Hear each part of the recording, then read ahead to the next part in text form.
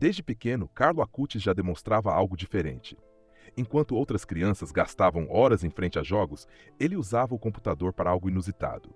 Aprender sobre a fé, explorar histórias dos santos e cultivar uma curiosidade profunda pela Eucaristia.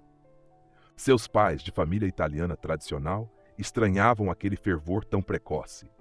Não eram praticantes assíduos da igreja, mas viam no filho uma chama viva que parecia não se apagar.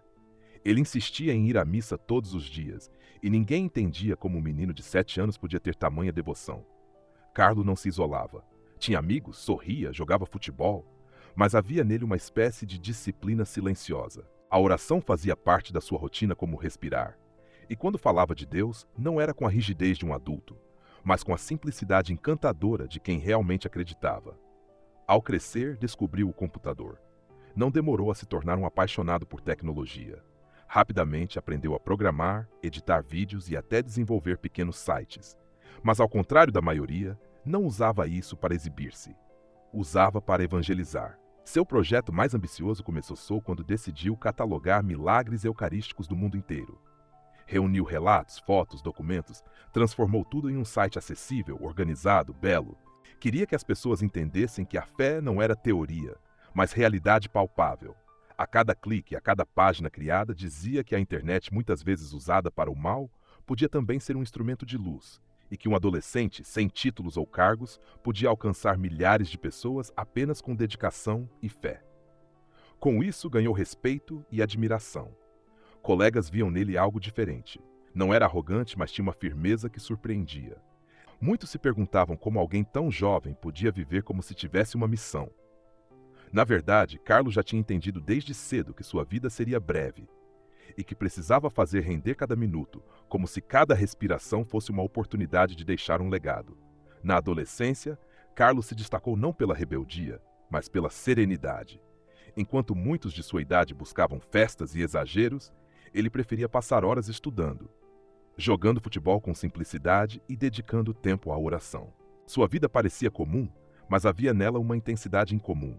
Os professores notavam sua curiosidade insaciável. Perguntava sobre ciência, tecnologia, filosofia e religião com a mesma paixão. Via conexão entre tudo.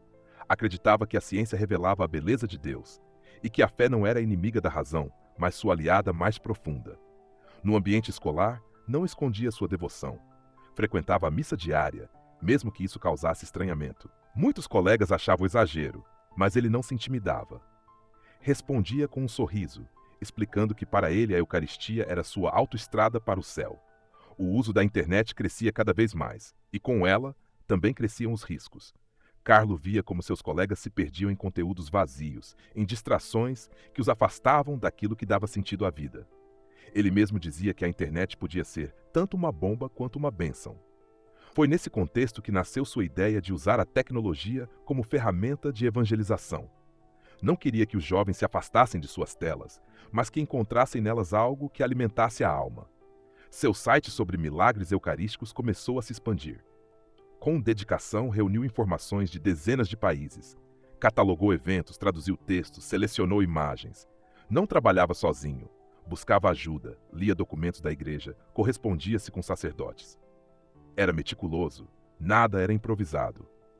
Quando lançou oficialmente o site, a repercussão surpreendeu. Paróquias começaram a usá-lo em catequeses, professores o citaram em aulas, padres divulgaram como exemplo de como a tecnologia podia servir à fé. O adolescente tímido se tornava, sem perceber, uma referência. Mas para ele, aquilo não era fama, era serviço. Dizia que cada clique em seu site era uma alma mais perto de Cristo. Sua alegria estava em ser instrumento, nunca protagonista. Carlo não via a santidade como algo distante, reservado apenas a monges ou sacerdotes. Repetia constantemente que todos nascem originais, mas muitos morrem como fotocópias. Para ele, a verdadeira missão era ser único, ser autêntico, viver de acordo com a própria vocação. Essa frase, aparentemente simples, tocava profundamente quem o ouvia. Mostrava que ser santo não era imitar, mas viver plenamente aquilo que Deus havia sonhado para cada pessoa. E ele próprio era exemplo vivo dessa autenticidade. Sua vida cotidiana refletia sua fé. Ajudava os mais pobres, oferecia tempo e atenção aos marginalizados. Se via alguém sendo maltratado na escola, era o primeiro a se aproximar. Não tolerava injustiças silenciosas. Mesmo em casa, cuidava para que nada fosse desperdiçado. Se preocupava com o meio ambiente, com os animais, com cada detalhe do cotidiano. Sua espiritualidade não era abstrata, mas concreta, inserida no dia a dia. Apesar de seu espírito tão elevado, tinha gostos comuns. Amava videogames, adorava programar, ria com piadas simples, mas em tudo mantinha equilíbrio. Jogava apenas o suficiente, sem se deixar dominar. Usava sempre a disciplina como escudo contra excessos. Seus amigos diziam que era impossível ficar ao lado dele sem ser tocado por sua alegria. Não pregava com sermões, mas com gestos. Seu olhar tinha uma mistura rara de firmeza e ternura que conquistava até os mais céticos. O segredo, dizia ele, era simples: viver sabendo que Deus está sempre presente. E essa certeza o tornava livre de medos, livre de máscaras, livre de angústias que dominam tantos jovens. Pouco a pouco, começava a se espalhar a ideia de que aquele garoto comum escondia algo extraordinário. Uma santidade que crescia em silêncio, mas que já irradiava luz. Foi por volta dos 14 anos que sua vida começou a tomar contornos ainda mais marcantes. Não apenas pela maturidade espiritual, mas porque seu projeto digital se tornava cada vez mais conhecido. O site dos Milagres Eucarísticos já circulava em diversas línguas. Ele não buscava reconhecimento, mas não podia evitar a atenção. Muitos começaram a chamá-lo de influencer de Deus, um título que o fazia sorrir. Dizia que, se era para influenciar, queria que fosse apenas para levar as pessoas até Cristo. Enquanto isso, sua rotina permanecia fiel. Missa diária, rosário, estudo, esportes e programação. Não se deixava seduzir pelo que muitos adolescentes desejavam: fama, riqueza, notoriedade. Para ele, a santidade era estar sempre unido a Jesus. Suas conversas com os pais se intensificaram. Carlo começou a evangelizar dentro da própria casa. Incentivava a mãe a voltar aos sacramentos, convidava o pai para acompanhá-lo à missa. A fé do filho, firme e serena, acabaria transformando toda a família. Os sacerdotes que o conheciam se impressionavam. Diziam que sua catequese era mais eficaz do que muitas pregações. Ele conseguia traduzir mistérios profundos em palavras simples, capazes de alcançar corações fechados. Mas não era um jovem ingênuo. Via os perigos do mundo com clareza. Alertava seus colegas sobre as armadilhas da pornografia, do consumismo, da superficialidade. Não condenava com dureza, mas oferecia caminhos. Seu exemplo atraía e não afastava. Mostrava que era possível viver a fé sem perder a alegria. Que a santidade não era algo triste, mas profundamente humano. E assim, dia após dia, sua vida se transformava em testemunho silencioso, mas poderoso, de que é possível ser moderno e santo ao mesmo tempo. Aos 15 anos, Carlo parecia viver sua melhor fase. Cheio de energia, dedicava tempo aos estudos, à fé e aos amigos. Sua vida era simples, mas repleta de sentido. Quem o conhecia dizia que era impossível não sentir paz ao seu lado. No entanto, um cansaço repentino começou a surgir. Inicialmente pensaram ser apenas fruto da rotina intensa, mas logo os sintomas se agravaram: febre, fraqueza, hematomas. Seus pais decidiram levá-lo ao médico. O diagnóstico foi devastador: leucemia fulminante. Uma doença agressiva, sem muito tempo de reação. Para qualquer adolescente, a notícia seria motivo de desespero. Mas Carlo a recebeu com serenidade incomum. Disse aos médicos e à família que oferecia seu sofrimento pelo Papa e pela Igreja. A dor, para ele, não era inútil. Transformava cada instante em oração. Não reclamava, não se revoltava. Sua fé se tornava ainda mais luminosa. Os amigos o visitavam no hospital e saíam transformados. Em vez de consolar Carlo, eram eles que recebiam consolo. O sorriso permanecia. O olhar não perdia esperança. Ele repetia que a felicidade é olhar sempre para Deus e não para si mesmo. Os pais, devastados, encontravam nele força para suportar. Era como se o filho sustentasse na tempestade. A mãe mais tarde diria que nunca tinha visto alguém ver a fé com tamanha intensidade no meio da dor. Em poucos dias, a doença avançou com rapidez. O corpo se enfraquecia, mas sua alma parecia mais firme do que nunca. Ele sabia que seu tempo estava chegando. E mesmo assim, não teve medo. Dizia que estava pronto para encontrar Jesus, a quem sempre chamou de seu grande amor. O hospital se transformou em lugar de testemunho. Enfermeiros e médicos se impressionavam com aquele adolescente que enfrentava a morte com tanta serenidade. Não era comum ver tanta fé em tão pouca idade. Carlo insistia em manter sua rotina de oração, mesmo quando já não tinha forças. Pedia para receber a comunhão diariamente. Chamava a Eucaristia de sua estrada para o céu e dizia que era ali que encontrava a coragem necessária. Conversava com seus pais sobre a vida eterna. Dizia que não tinha medo de morrer porque sabia para onde ia. O que lamentava era deixar os outros tristes. Não fiquem sofrendo por mim, dizia, porque eu estarei mais vivo do que nunca. Antes de falecer, pediu que fosse enterrado em Assis, a cidade de São Francisco. Dizia que ali tinha encontrado seu modelo de simplicidade e entrega total a Deus. Seu último gesto foi uma entrega completa. Declarou: ofereço todo o sofrimento que estou vivendo pelo Senhor, pelo Papa e pela Igreja. Palavras que marcaram profundamente os que estavam ao seu redor.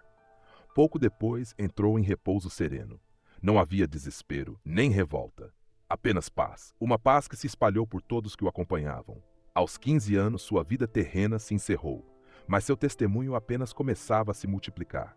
Para muitos, aquele não foi o fim de um jovem. Foi o início de um santo. A notícia de sua morte rapidamente se espalhou. Amigos, familiares e religiosos começaram a contar histórias de como Carlo havia marcado suas vidas. Pequenos gestos, frases simples, atitudes discretas, tudo ganhava um novo brilho diante de sua partida. A comunidade percebeu que não havia sido apenas um adolescente piedoso, mas alguém que viveu a santidade de forma concreta, acessível e transformadora. Seu túmulo em Assis passou a receber visitas constantes. Jovens de todas as partes vinham rezar, deixando cartas, objetos e pedidos. Muitos diziam sentir ali uma paz profunda, como se Carlo continuasse presente. A Igreja, atenta ao movimento crescente de devoção, iniciou o processo de beatificação. Testemunhos foram colhidos, documentos reunidos, e logo se consolidou a percepção de que Carlo não era apenas um exemplo local, mas universal. A internet, que ele usara com tanta inteligência, agora se tornava o veículo para espalhar seu legado. Sites, vídeos e redes sociais começaram a divulgar sua vida. Carlo se tornava, de fato, um influencer de Deus. O milagre atribuído à sua intercessão não demorou a ser reconhecido. A cura inexplicável de uma criança no Brasil. Esse sinal abriu caminho para sua beatificação. Em 2020, a Igreja o declarou beato, apresentando-o ao mundo como modelo para a juventude do século XXI. E assim, o adolescente que usou a tecnologia para evangelizar se tornou o primeiro beato da era digital. Hoje, São Carlo Acutis é lembrado como prova de que a santidade não é coisa do passado. É possível ser jovem, moderno, apaixonado por tecnologia e, ao mesmo tempo, profundamente fiel a Deus. Seu corpo exposto em Assis atrai milhares de peregrinos. Muitos jovens dizem sentir nele um irmão, alguém próximo que fala a mesma linguagem e viveu os mesmos desafios. As palavras que deixou ecoam até hoje. A tristeza é olhar para si mesmo. A felicidade é olhar para Deus. Frases simples, mas capazes de mudar vidas. Sua história inspira não apenas católicos, mas todos que buscam viver com autenticidade. Mostra que não é preciso grandes feitos para ser santo. Basta viver cada detalhe da vida com amor e verdade. A internet, que tantas vezes se torna armadilha, em suas mãos foi instrumento de luz. Ele provou que a tecnologia pode ser ponte para o sagrado, se usada com sabedoria. Carlo deixou pouco tempo de vida, mas uma herança imensa. Não de bens, mas de espiritualidade. Não de riquezas, mas de exemplo. A cada geração, a Igreja apresenta novos santos. E no século XXI, apresentou Carlo como testemunho de que a santidade não envelhece. Ele partiu jovem, mas sua mensagem é eterna. Ser santo não é exceção, é chamado de todos.